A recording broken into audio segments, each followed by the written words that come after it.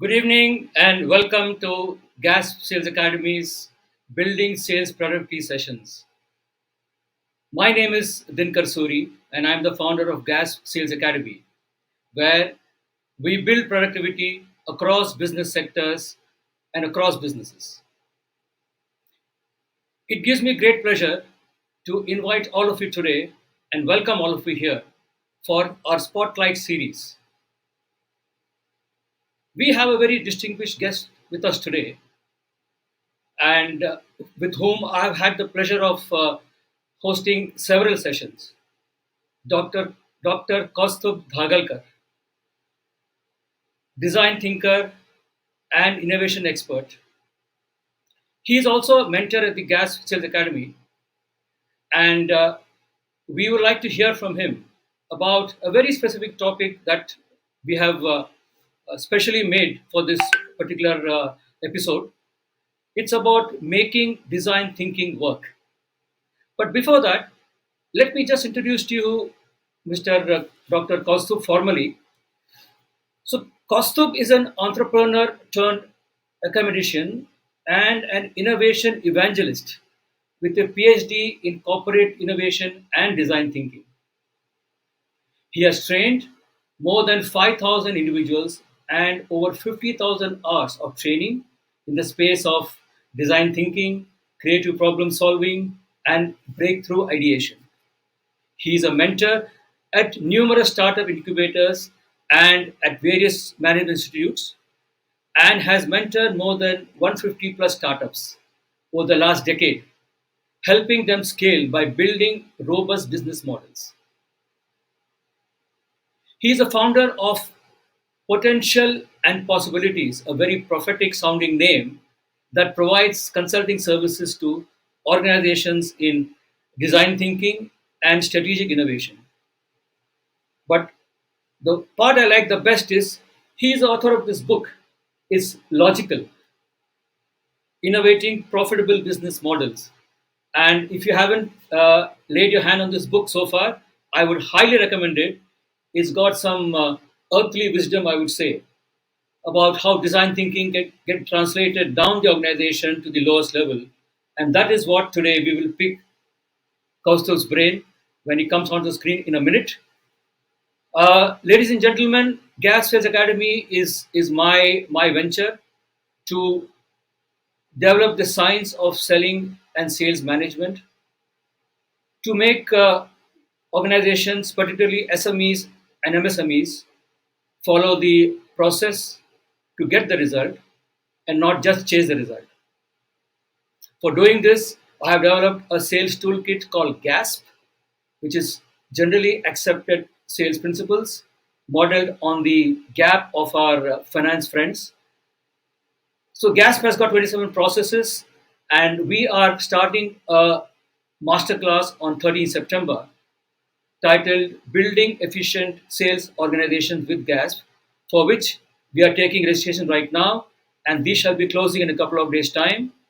So please do pass on the word. I will share the QR code during the session as Dr. Kaustubh is talking to us, and also at the end. And we look forward to getting the first cohort batch fully trained in the science of sales management and selling. Now, having said that, let's not wait any further and let's call Dr. Kaustubh onto the platform here today. So, welcome, Dr. Kaustubh.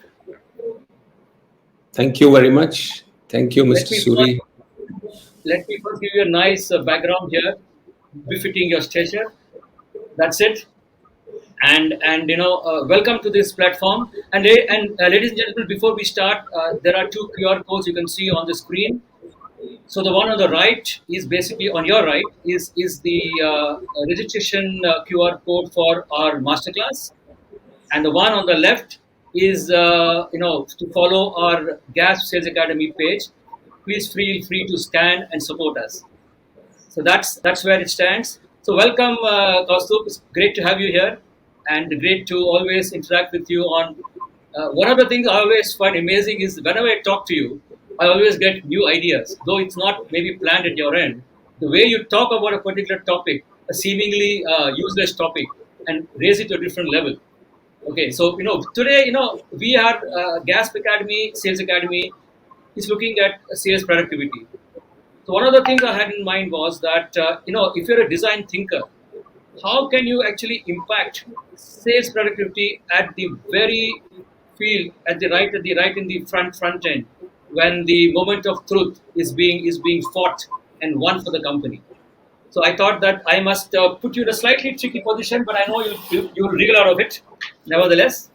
So shall we start? If you are fine, Sure, sure, absolutely, yeah, okay. yeah, yeah. So I will just start by coming straight to the point. There's a lot of mystery about design thinking. Mm. It's people say it's out there. It's in the hazy environment in the stratosphere, and there are differing views on it. So let's first get what is design thinking straight from the horse's mouth, from the expert. Uh, well, design thinking is actually a mindset. I wouldn't say much beyond that. It's a mindset. What kind of a mindset? It's an extremely human centric mindset. It's an exploratory mindset. It's an experimentative mindset, hence iterative in nature, and all that translates into a process of problem solving, right? How do you solve a problem? So if you were to kind of ask me a definition or a single sentence that describes design thinking, I would say it is design thinking is a highly human centric approach to problem solving that is iterative and exploratory in nature. So in a sentence, let us understand this maybe with an example. This is a bottle in front of me here. Now, if you were to kind of go to a typical design school like a National Institute of Design or Industrial Design Center at any of the IITs, you will find that the way that kids are taught there is quite different from the way kids are taught in a conventional, 10 plus 2 UG plus PG plus MBA kind of a program. So that's what I call as conventional education as against a design school. Maybe on day one of a bachelor's of design program, so to say, uh, kids are waiting for the professor to come into class, and the professor walks in just on time or maybe a minute or two late in typical designer style, and straight away starts them with with an assignment, so to say. Without explaining anything, they'll probably tell those people, maybe design a water bottle for kids like yourselves. So in that one sentence, that prof has kind of given them what to do and for whom to do. The kids are programmed in their 10 plus 2 education and quickly take a piece of paper and sketch out a bottle and submit it back to the prof. And they think, oh, 10 minutes assignment is over. Professor looks at it and says, well, all of this is fine, but have you actually interacted with any end users? Students say, well, you didn't tell us to. Prof says, now I'm telling you to, and walks out of the classroom. That means for another week, the professor is not going to come back to the class. And these kids have got a signal that unless you talk to end users, I'm not going to entertain any of your assignments, which means he's forcing them into the field. So these kids maybe over the week interact with some end users and come back with some findings. And based on that findings, that sketch of theirs changes a little bit based on what they find in the field. Professor looks at the previous assignment and the new submission and compares the two and says, well, yeah, the changes are interesting. That means you did learn something from the users. Then says just one word, all this is in 2 dimensions, you have sketched it out. I would like to have a 3D, 3-dimensional prototype of the same thing, and walks out, which means he or she, the professor, is once again pushing the students into the laboratory to create a model, right? To create a 3D model. And they simultaneously take some courses in those laboratories, either a 3D printing lab or a molding lab or a fabrication lab or what have you, whatever is required. And maybe a couple of weeks later, come back to the classroom with a 3D prototype of that bottle. Professor looks at it and says, well, interesting, yes, nice. Again asks one simple question, have you actually tried it on any end users? Students say, not yet. So prof says, please go and do it. Take a couple of weeks to do it. So students once again are forced back into the field, and they get feedback for that three-dimensional model of theirs, and naturally certain changes happen. After maybe the fourth or the fifth week, they come back and submit the refined prototype and think now the assignment is over. Prof says, how many people did you try it on? Student, somebody says one, somebody says two, somebody says three. Professor just nods and says, well, not enough. Try it on more people. Which means for another 2-3 weeks, they are pushed back into the field to kind of understand, to It's get like more. never ending. Yeah, so that's the iterative part of the whole thing, right? And after about 7-8 such iterations, and at the end of probably 18 or 20 weeks of that whole course, finally the prof accepts the assignment as complete, which means they have gone through some 7, 8, 10 iterations of that same product, and they have realized what they had imagined and what came out were kind of poles apart. The refined offering, refined product, or refined prototype was quite different from the way they had started. And I've kind of narrated to you just one instance or one subject. But similarly, these kids, before they pass out in a 3-year bachelor's of design program, they have gone through 20-25 other subjects as well. And most of the professors kind of use the similar methodology. So at the end of those 3 years, on an average, say 1 to 1.5 assignments per subject. That means the kids have gone through 30 cycles of this exploration, iteration, experimentation, etc., etc. Okay. And it kind of becomes a mindset for these people. So whenever they are faced with a problem, uh, they will not instantly jump to a conclusion. Their entire focus will be, let us look at the user, let us try out a few things, let us keep the user in the loop, and gradually co-create a solution, keeping the user at the center, which is the essence of that entire design thinking approach to problem solving, right? User centric, exploratory, and iterative. Now, with this example, I think without really defining what is human centric, what is exploratory, and what is iterative, I think the whole ethos of design thinking kind of would be clear. So that's Phenomenal, what. phenomenal. I think you have explained to us beautifully. User connect. That is, I think, the key word, and that's the Absolutely. that's the emotion that companies really die for, to create products and services. But then that begs a question. So user research and user being centric, isn't that the role of the marketing department in the corporate headquarters, looking at consumer behavior or customer behavior or user behavior? Where is the sales team involved in this user kind of insights? And one more thing, follow up is, what has been the Yeah. experience about sales team, getting understanding this user connect? Yeah, I mean, I think we are long past those days when organizations would work in silos. I think as far as capturing user understanding is concerned, I think everybody in the organization needs to do it. And sales folks, by virtue of being in the field most of the time, they have the maximum chance to connect with the end user, right?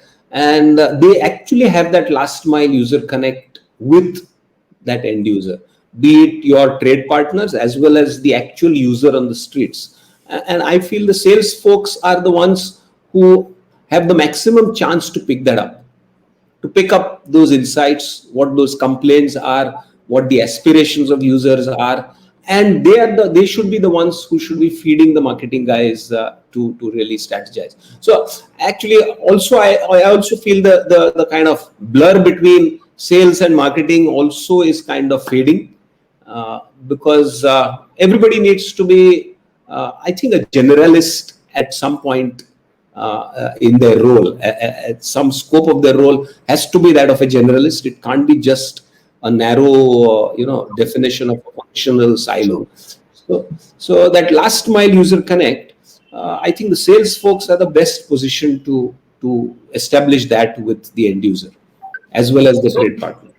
So the fundamental thing is that in large enterprises, of course, I think the processes perhaps over the years now bring into bearing the kind of emotion that we should get. But let's talk of entrepreneurs, SMEs, MSMEs. not only in the main cities. I'm looking at Bharat across the, outside the top 10 cities where the bulk of this is, and that's really, where the Gas Sales Academy is trying to do, or we hope to do a lot of work. I have to say that there are pockets of such behavior, but by and large, if you look at any founder with whom I've interacted with, they generally seem to think that something that some research has to be done.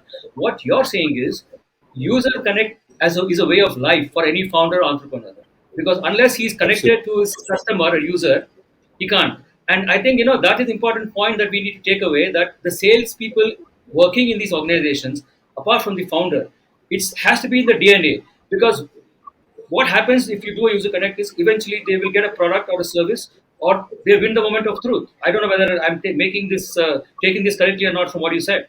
Please correct me. Absolutely. I mean, right from the founder to the last person in the hierarchy, everybody has to have this mindset. In fact, pre-pandemic, I remember a couple of times going to this food hall, this outlet started by Okay. the Future Group, Kishore Bihani, the Yeah. food hall, Yeah. Yeah. Big Bazaar food hall, etc. The premium, And the premium ticket. yes, you know, twice, twice I have noticed Kishore Biyani himself standing in one corner of the store, just observing what is going on around in the store. Probably some of the employees in the store would probably not even recognize him. And he was just standing in one corner, just observing how people are kind of, shopping, what kind of stuff they are picking. Probably, I don't know what he was noticing, but No, yeah, so even the founder. that's the thing. That's the thing. And the point you're making is, in a retail environment, I was a retailer. We are trained to be on the shop on the floor and serve the customer. It's in a DNA. But when you look at particularly B2B businesses, talking to and dealing with buyers, I do Yeah, yeah. find that the user, ultimately the person is going to use the service in the organization or so the product, sometimes they are not accounted for in the system. And this I think the philosophy of design thinking, what you have just said, says that no, everybody in the chain who is going to be involved using the product needs to get a feedback, right? Which brings me to one other basic question, very basic question. So this is product. So are we saying that design thinking is limited to just design of products? Where does the design thinking come on processes itself? Yeah, no, just kind of to highlight our earlier point. Yeah, Am I visible and audible? your thing is image is I think we freezing a bit. lost. The net I think is a problem, generally a Yeah, problem. But yours. please go on. Yeah, yeah, yeah. Am I audible now? Am I clear now? Yeah, you're audible now. You're audible now. Yes, you're audible now. Am I all right? I think it suddenly started pouring outside, so it must be the net. Just about that Virtual last meeting mile has user this connect. and I that. mean, Yeah, please go on. Yeah. just to kind of push the point even from an MSME kind of a point of view. Okay, fine. I have kind of have I've been fortunate to work with some large organizations also, as well as MSMEs also, and some practices which can be picked up from large organizations and adopted into MSMEs also are very simple things, like, for example, this company called Xiaomi, the mobile phone manufacturer, the Chinese, as a mandate, they have a mandate across the organization, whether you are the CEO, or whether you are a last mile salesperson, or whether you are a marketing person, or whether you are a receptionist. Irrespective of the hierarchy, they have a mandate that if every day at least 30 minutes you have to spend with an actual customer of Xiaomi, with end users, either physically or in some virtual platform. That's a mandate. Now, those are the kinds of things which help companies capture that intelligence and help develop last mile user connect. And I'm sure this is very, very feasible even in a small SME or an MSME. In fact, it is easier done in a MSME rather than a large corporation, right? Right. Right from founder, I mean, there would be how many people? 100, 200 people in that organization. Managing those people is much easier than managing 10,000 and 15,000 people and ensuring this happens. So, and we need to build some kind of a mechanism to capture those insights. People might visit, what happens after that? So some kind of a technology True. platform, cloud platform, to kind of pick up these things and create an entire intelligence database for the organization. Absolutely right. That that's something which can be done by MSMEs as well. So this is as far as I mean, this also talks about the sales process, right? In the process, because the salesperson is the touch point, can that process be made even more effective? Absolutely. Rather Very than, valid point.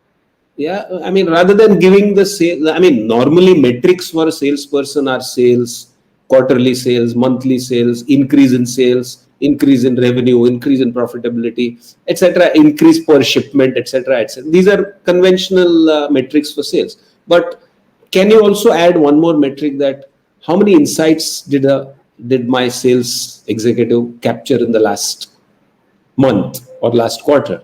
How many did the product folks action upon? How many of those insights? How many of those actually helped us create some interesting products or services? And the appraisal could of that salesperson could be dependent on that as well. I mean, so how Well, do we motivate?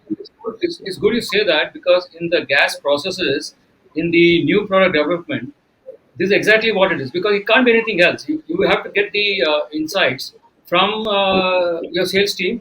You of course commission proper research, and that you might still do, but part and parcel of the job of a sales team is to give these particular things. But there's only one problem, sales guy being sales guys. We have to be positive about the feedback they give, because most of the feedback tends to be, oh, prices high, prices low, product is this. So we need to train them. We need to train them. I think there is the license that they get.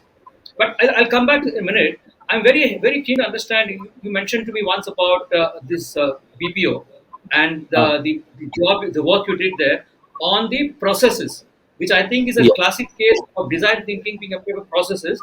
And I think that has got a lot of learning for the Gas Sales Academy and all MSMEs. Can you please just go through that again? Yeah, this was somewhere, the second half of 2017. Conventional BPO or telecalling BPO, those guys who pester us with trying to sell us a, automobile loan Yes, or a home loan or a yes, credit card or something like absolutely. that. And how much they pester us, 10, 15 times they keep on calling us despite us saying no. So this was that typical organization in that particular, doing that particular pestering, so to say. They had many clients: ICICI Bank, HDFC Bank, and Citibank, and Amazon, etc., etc. Various clients they had. They were operational in India from about 2002 or sometime, yeah. And in those 15 years till 2017, they had kind of undergone their, efficiency upgradation process, digital transformation, or whatever you call it, and it was a WIP kind of a thing. But they were still not happy with the process that was happening. So they came to me as a consultant and asked me, could you look at some of the processes? I said definitely, happily. And my first question to them was, if you want to kind of look at the efficiency of processes, let us start with the most inefficient process in the organization. Which is the most inefficient one in the organization? So Pat came the reply, the calling process, because it's a repetitive process multiple times. It's such a waste of time, effort, money, all of it put together. So we said, let's start with that. And whenever I kind of get into these kinds of consulting assignments, the first thing that I do is kind of get the team and do a 1 to 1.5 day design thinking, come creative problem solving kind of a workshop to just open up their minds to possibilities, right?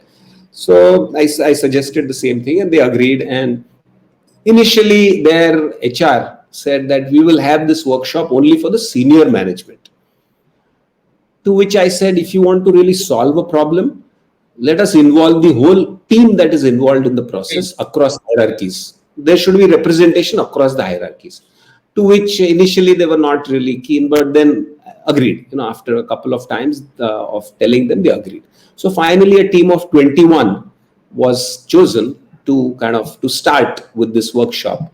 And in that group of 21, there was the senior vice president, there was the general manager, there were the solution architects, tech leads, there were team leads, and I had insisted that you should involve at least a couple of telecallers into this whole group. And they included two telecallers in that group. And on that appointed day, we started with the workshop. I think at 9:30 in the morning we started, and generally the first 1 to 1.5 hours, I kind of try to get information from them as to what measures have they taken to solve that problem, what has succeeded in the past, what has not succeeded in the past, etc. And first 1.5 hours were spent before we took the first coffee break.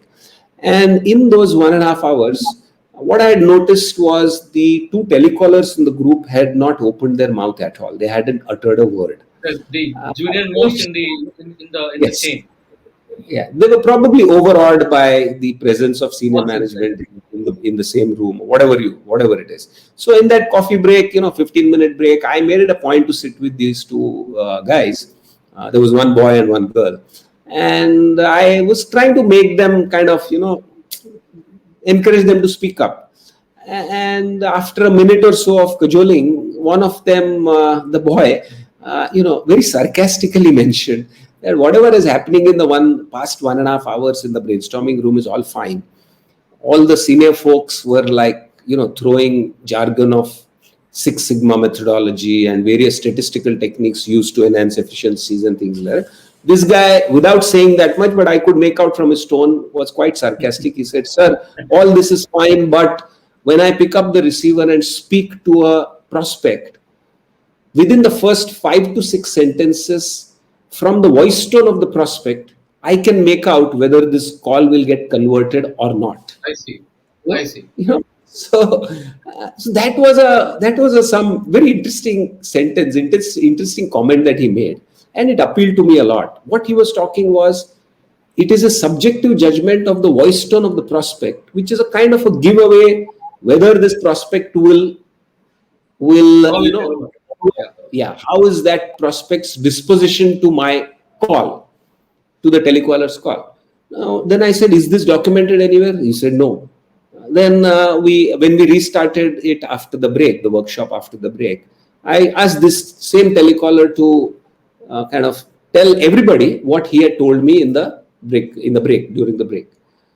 He narrated the same thing, repeated the same thing, and the moment he finished, almost everybody in the room just pounced on that chap, saying, once again citing numbers, "We have 3,500 telecallers who make on an average 40 to 50 calls in an 8-hour shift. And if we were to take into account the subjective judgment of 3,500 into, say, on an average 50, that means 175,000 calls per shift. If we were to take into account the qualitative judgment, it would be impossible for us to operate at scale." Very justified objection. Absolutely justified. No problem. No point. No two ways about it. But I found that statement from the telecaller as a very insightful statement. It was like a reality. So we pursued that discussion, and in about 10-12 minutes of this discussion going on, one of the techies in the room, who was quiet till then, he stood up and said, "Guys, what are you talking about? You're talking about voice tone as an intent, as a giveaway of the intent of the prospect, right? What is a voice tone? Voice tone is basically a sound wave which has amplitude, which has wavelength, and which is frequency. And these three parameters are perfectly measurable, provided we have a large enough data set to kind of estimate all of that." Then my next question was, at the back of my mind, that pre-recorded message when you call a telecaller, when you call a BPO, before we get connected to a telecaller, there is this pre-recorded message, right? That this call will be recorded for training Recorded and for quality quality and training purposes. purposes. Yes. So that was at the back of my mind, which meant that at least some of the calls are being recorded. So I asked them the question, "Do you have old call logs recorded?" They said yes. So my next question was, "How many?" So that the senior VP sent somebody out into the office to find out. And that guy went to wherever the archives were and came back in 2 minutes saying that we have about 4.5 million call Wow. logs recorded from 2002 45 onwards. lakhs. 45 lakh call logs which were recorded. And Then I said, these are being used for training purpose. That means their outcomes also must be being recorded. What happened to those call logs? What happened to those prospects, etc. Absolutely They right. said Yeah. yes. They said yes, which means they had two strong data sets of voice recordings and the outcomes of those voice recordings, right? Then it was a pure engineering problem to be sorted out later on. That means one had to recognize, create a machine learning algorithm to match the patterns. What kind of voice tone resulted in what kind of a conversion or a non conversion. So these guys did not have the in-house capability to create that speech recognition or voice recognition engine. So we looked around, and since I am also connected with a few incubators across various tech schools or B schools in the country, we found one startup doing some cool stuff with this voice recognition technology, and they got together, and both the data sets were given to the startup, and it took that startup about 6.5 to 7 months to create an algorithm which kind of broke down when they mapped. The fellow built a machine learning algorithm. What happened was he found this, that startup found five patterns in the voice tone. Voice tone pattern A corresponds to an outright yes from the prospect. Voice tone pattern B corresponds to a maybe yes. Pattern C corresponds to a fringe yes, no, maybe, whatever. Either way, the prospect can be pushed. Voice tone pattern D corresponds to maybe no, and voice tone pattern E corresponds to an outright no, which means the moment a prospect speaks on a call, that prospect's voice is analyzed by the backend voice engine, and which pattern does that voice fall in gets displayed in front of the telecaller's screen, and the conversation flow also gets dictated. What question should you ask if the person is from pattern A? These are the questions. If the person is from pattern D, these are the questions.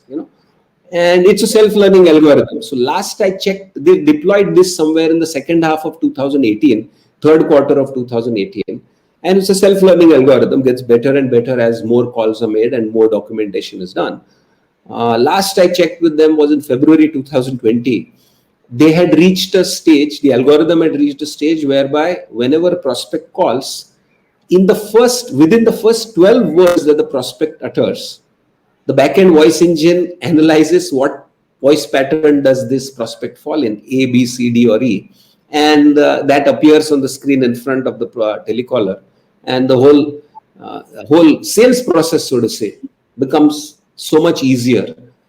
Time, money, Phenomenal. effort, hugely saved, right? So it's that last mile. The idea didn't come from the senior VP or the general manager. The idea came from that insight came from that telecaller who is in that last mile user connect in this whole selling process.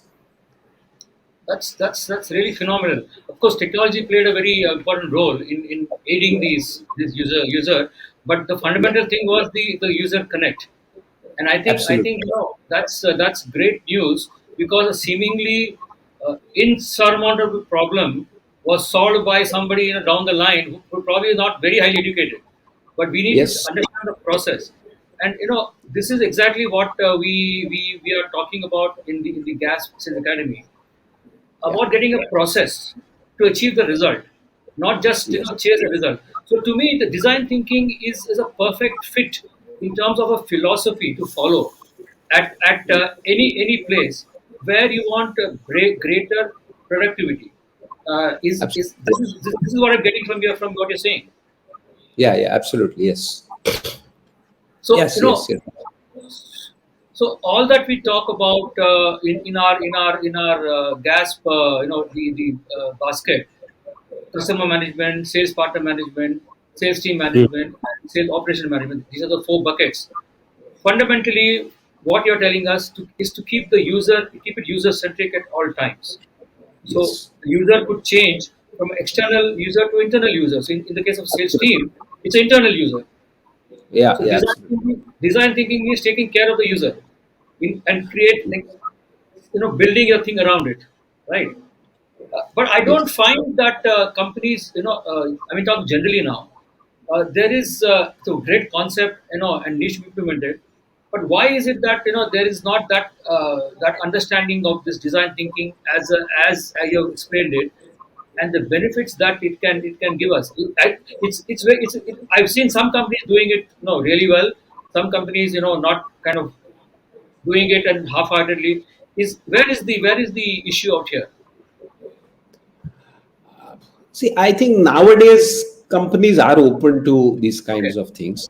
I would say, especially the IT companies who have taken the lead in training their folks in design thinking, etc. I see it in retail companies as well. I work with Shoppers Stop. I have worked with Amazon as well. So I see they understand, they are appreciating the significance of all this. Even larger, well-set conglomerates like Reliance, etc., are also calling for these programs on training their folks on design thinking. So I see it is catching up, yes. But I think, as a species, we Indians are kind of programmed towards quickly getting the results, possibly because possibly because we have come in from a mindset of what do you say, not of abundance but of depravity also, in the sense that we are a million people fighting for 10 seats admission in a college. We interesting are, point. yeah, we are 100,000 people vying for those 2,000 or 4,000 seats at in some IITs, right? Or probably 500,000 kids or a million kids sitting vying for those 10,000 seats in those IITs today. So we are kind of, we want a quick solution to everything. The At that time, I think the process goes for a toss, and so I think we need to kind of look at it objectively, because if you really spend time in the with the process, the results will follow. I think we have somewhere forgotten our Bhagavad Gita. Karmanye vadhikaraste ma phaleshu kadachana. That's Absolutely. 5,000 years back. Lord Krishna mentioned the significance of the process. The results will follow. I mean, That's a wonderful way to talk about it, I think. so, So so, how do you so how sorry, no, please go on. I no, have no, a no. follow-up question on that. So my question is, it is very important, and the results are clear for everybody to see. So how do you actually go about installing this mindset in entrepreneurs? I understand the big corporates where it's forced down, but in SMEs, entrepreneurs, how do you get them? The engine of growth of India, 65% of the economy comes from these small business. How do you go about instilling this whole dry philosophy ethos? What should be done? Uh, if you are you talking about the sales folks only or in general? In general, okay, one is general as an entity of the SME or MSME, and then sales folks. Next point will be, I would followed up with sales. My favorite question on sales folks. You've just taken the question yourself. So first, talk about the organization as a whole, SMEs or the MSMEs. How do you get them to understand design thinking? How do you make it part of their day-to-day work? See, just to carry on from where I left off about the competition and things like that, and in relation to this question of yours, I think the mindset that we build our organizations is about trying to sell what we make. Okay. Trying to sell what we make. I think the mindset should shift to try to make what might sell. Now, if that mindset, try to make what might sell, I'm saying, because then it becomes an outside in approach. Then it is dictated by what the consumer needs, right? Rather than trying to sell what I've already made. Trying to sell what we make is a normal attitude, but trying to make what might sell needs understanding, deep user understanding, and creating products accordingly. I think any founder should have that attitude of the fact that my product is always in WIP, work in progress. It's never like a finished thing. It is so. I need to be open to look at newer ways to enhance the product, newer ways to sell the product, newer ways to communicate about the product, etc. So it has to be about trying to make what might sell. So that's a mindset shift that needs to come in. And now most people will say that then how will the sales folks meet their targets? How will the folks meet their quarterly targets, budgets, etc., etc., etc.? Well, if you make products keeping the user in the loop at all times, the whole selling process will also become simpler, become Okay, yeah, easier, right? obviously. So naturally, meeting targets is not going to be difficult. Uh, Especially now, instilling that thinking into the sales force. I think first of all, you need to expose them through to this thinking through either some training programs or something like that, and then after having trained them, you have to give them a latitude to experiment with this approach so that they will understand, learn, and imbibe it when they actually do it. See, just training and then taking them back to the old metrics is not going to be effective, right? So, training those folks so that they imbibe this mindset and then letting them actually experiment on the insights that they get from the field. I think in a matter of about 6 months to 9 months, that whole cycle will become a lot more efficient. Maybe in the intervening 3 to 6 months or so, there may be some hiccups somewhere here and there because they're experimenting, etc. But if that organization or the founder gives them the latitude to experiment, knowing fully well that down the year this process will work, these people will become more efficient, they will become better at managing their processes, they will become better at managing their touch points, they will become better at capturing insights from the market, and hence it kind of builds up the whole organization in that way, right? So I think founders or senior management need to provide that latitude to experiment to the folks down the line. I think then it can kind of become a part of the whole organization. Well, absolutely right. As we always say, when the science gets ingrained, it looks like an art. So when design thinking Absolutely. gets ingrained in you, it looks like an art. And the point you made is actually you unknowingly touched the very core of the GASP Sales Academy, my approach of building sales productivity. It's about 10% classroom, 90% on the job, and iterative. Absolutely. I often say it's like an MBBS degree. You go 5 years, you learn about the human body, you're certified, but that doesn't make you a great doctor because every time you go and especially in the government hospital, you see so many different types of cases.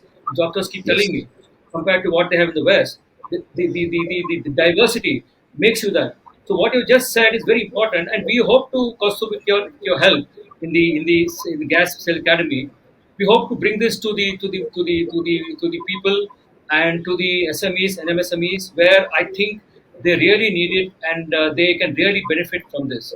Now, my last question, which I have to ask you, because this is a very famous quote by Steve Jobs, the master Okay. of invention, iPad, everything. So, if you go to the net, you'll find this statement of his probably taken out of context. Which he says that I don't believe in market research. Hmm. Now, and a lot of people throw this at me in the academy saying that, but he said that. I know he's made products. So can you just clarify for us exactly what he meant by that? Yeah, I mean, this is a question that I also get thrown at me many a time, and in fact, almost every time. See, uh, let us understand the ethos of Apple. Where did it start from? I think Steve Jobs wanted to create a computer as a consumer appliance, not only as an office industrial product, right? Till then, IBM, HP were selling their uh, desktops as products for enhancing productivity in a commercial setting, in an industry setting. And the whole ethos that Apple was built on was about making it simple to use and making it a household appliance, which he finally succeeded. Yes, with Macintosh and all that effort was about simplifying the technology for a common man.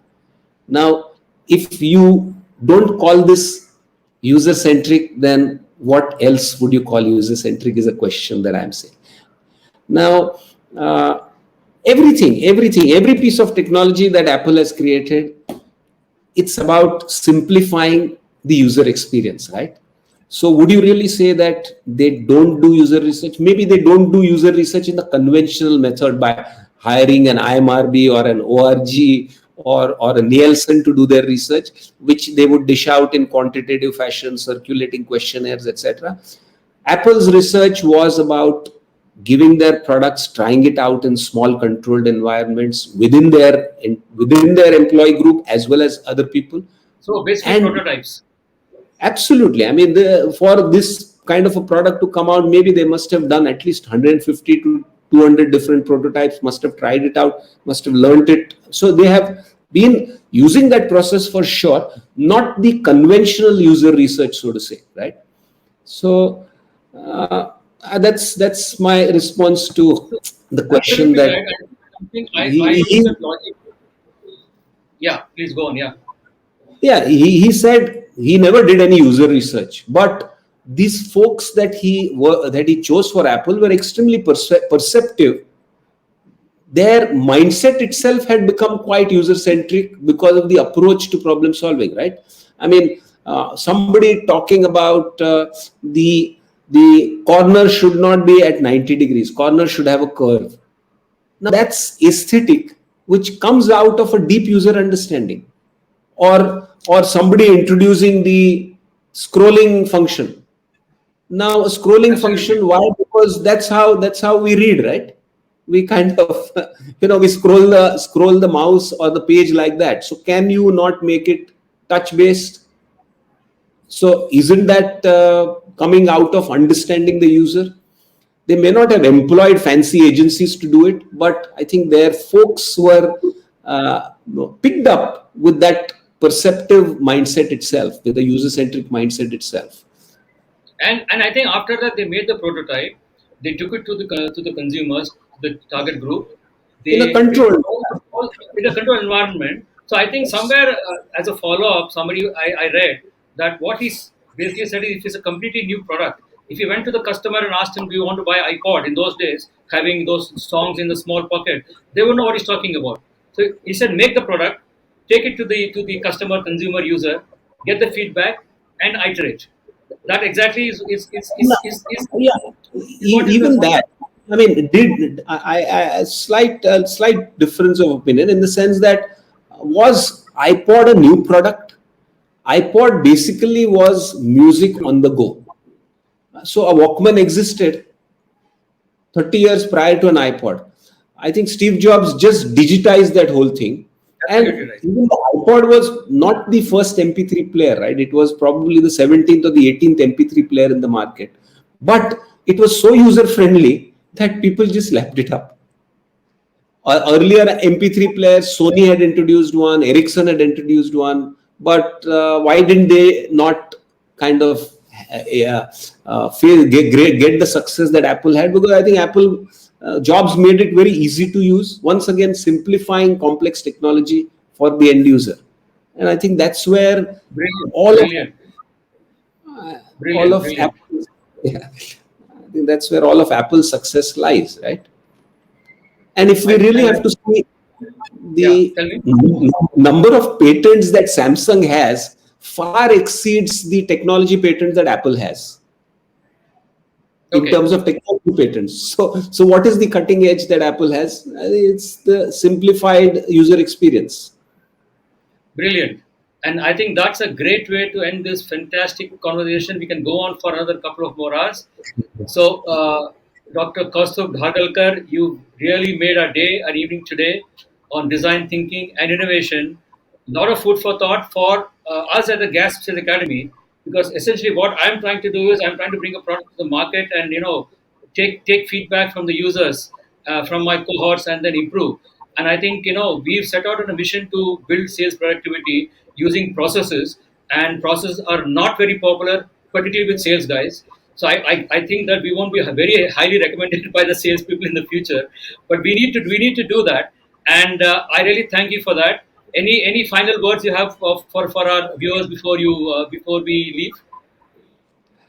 I think keep the user in the loop at all times, whether you are in sales, whether you are in marketing, whether you are in HR, whether you are the CEO, or whether you are the just a management trainee who's about to enter the corporate, I wouldn't call it a rat race, but the corporate ladder.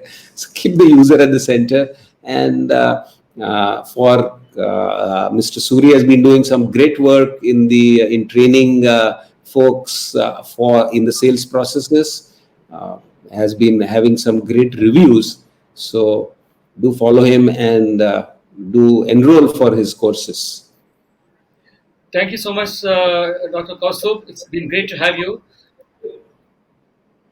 So, 1 minute. A bit of a technology here. Yes, now we're back. Now we are back, and that. Thank you very much again. So we had cut you into half, but you're back in one piece. That was innovation at tried. It went out very well. Thanks very much. Thank you. Thank And you. Thank thank you so much. We shall definitely get you back. There is no doubt about it. Sure. Okay. So friends, that was a great interaction with Kaustubh. And I think that the points he made will remain relevant for a long time. We need to look at the user. It's actually very simple. It's a very simple process. And Kaustubh will be involved with the GASP Sales Academy, in particular sections on innovation and design thinking. In our first master class titled "Building Efficient Sales Organization with GASP," I have taken a lot of inputs from him, and we shall be giving him the floor, specially for specially curated courses on design thinking and innovation in the future. For now, our masterclass is starting on the 13th of 13th of September, and I would request all of you to recommend this course and get people to sign up for it. We're closing the registration in a couple of days. So thank you very much, friends, for coming and joining us on this wonderful session on making design thinking work. We hope to bring you more of such spotlight series in the future. Till then, goodbye. Stay safe.